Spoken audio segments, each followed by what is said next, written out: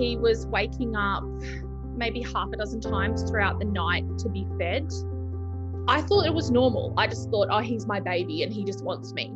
You know, as a new mum, you're so sleep deprived anyway that I'm like, does he have wind or what's going on? I don't know. Do you know what? I'm just going to pick my baby up and snuggle him.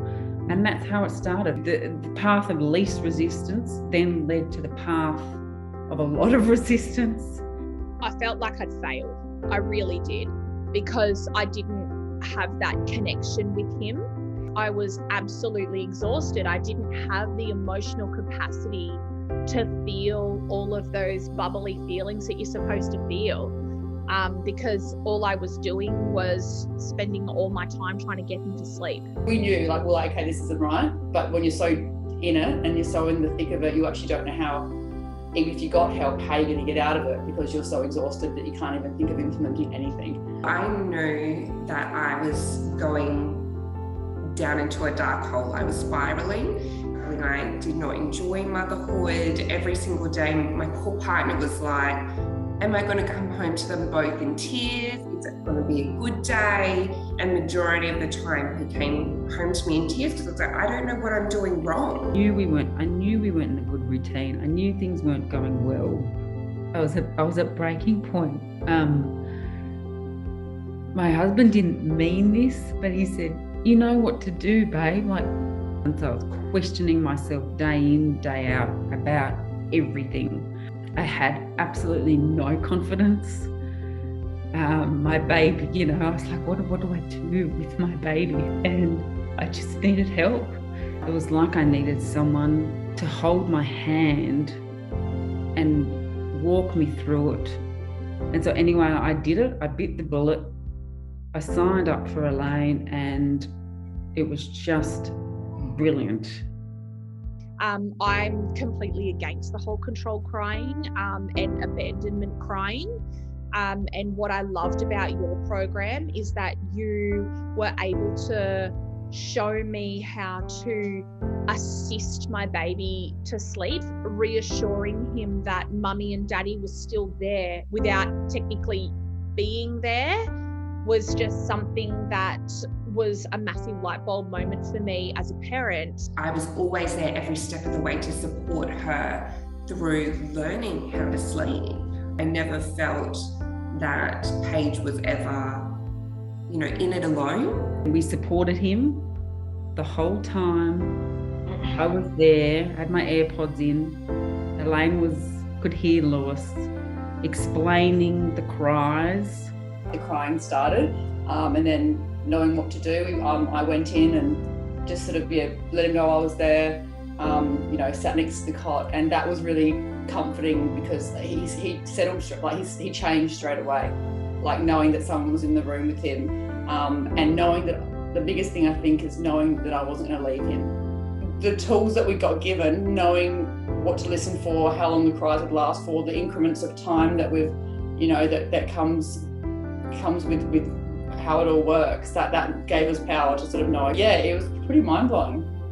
It's the reiteration to you as a mum when you have no confidence that you've got this, I'm supporting him through it. He wasn't alone. He had his mummy.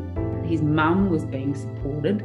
She was getting the support she needed. They're moving around, they're working themselves out. You were there supporting the baby and often the mum as well, if need be. For me, I'm sure my energy near him was very different as well, because I just relaxed next to him and had my hand in the cot so he knew I was somewhere nearby. And then he'd work himself up again, but then he'd settle himself again, which I'd never seen before, so I didn't know he was capable of doing it. The fact that you taught us which cry was something that he actually needed and which cry was something more for attention. So the fact that we could read his cries, that was also invaluable. Seeing that other babies do it as well. It's not just your baby that does that screaming. It's not just your baby that won't settle. And seeing also sort of the stage of crying that a baby gets to, screaming stage. And like you've said, if they do get to that stage, you do pick them up if they get so distraught. And he didn't get to that stage, and I think it's because I was in there with him. Felt very empowered and he was a different little boy as well. Like the next day, you could tell he was different in the morning. He was well rested, and we felt really proud of ourselves that we'd actually stuck it out, and and it worked. What I did actually love about your consultation is once Huxley was settled and he was in bed, which you did in record time, I loved that you spoke to us about what was going on in his body so that we could understand thoroughly our baby and why he was the way that he was. What we learned from you is how to implement a proper, practical sleep and play and feed routine. Again, even as a childcare worker, I didn't know any of that. So the fact that you were able to help us out with the knowledge, empower us with the knowledge as to why you were doing what you were doing, that's a priceless thing to know as a parent. By the third night, Lewis was sleeping through. I had this little baby that was waking every hour, and bang, incredible. The first night that we implemented your techniques, and she only woke up once at 1 a.m. from 6 p.m. till 7 o'clock, I think, the next morning she slept, and I just couldn't believe it. Just from small changes that it made such a massive difference, and I got my life back, and my partner got his life back. And sleep is the best thing that you could ever have. He's done. This has never happened before. Billy is so much more content and happy now. When I put her to bed, she has this beautiful little smile on her face, and she goes down like a treat. Her behaviour now is calm and settled, and it's like she's like, thank you, Mummy, for working me out. This is all I wanted. Knowledge is power, and I did not know the components that you need for a happy baby. I didn't know as a first-time mum, and nobody teaches you that. We saw massive changes. I mean, from 4 months old, she was sitting unassisted. We were starting to move across the ground. Like, there was just so many milestones that we were reaching even early, just because she was getting that quality sleep now.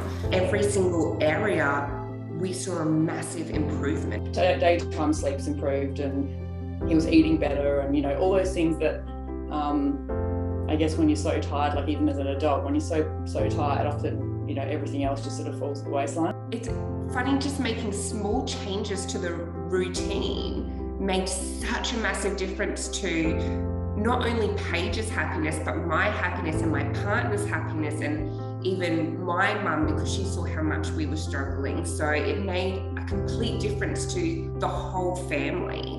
If you think that your baby's routine or sleep routine or lack thereof is disrupting your life, and it is impacting your life in a negative way, and you are feeling anxious, upset, angry, tired, any of those emotions, this is something that you should do for the benefit and for the health of your family. To mums out there, our motherly guilt, it doesn't matter what phase of motherhood we are in, we're always going to have motherly guilt.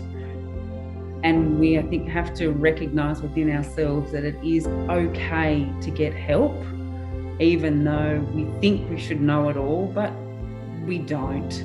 Your whole job is to teach your children their whole lives and nurture them, and so why not with sleep as well? So as soon as the mum gets that confidence and knows, I can do this, my baby is doing well, then everyone is doing well. Within the blink of an eye, I had my confidence back, and I can then reflect on what can I do as a mum to support my little boys through their next little phases. You can be the mother you want to be, you can be happy, you can be the partner you want to be, you can have that family dynamic you want by just asking for the help.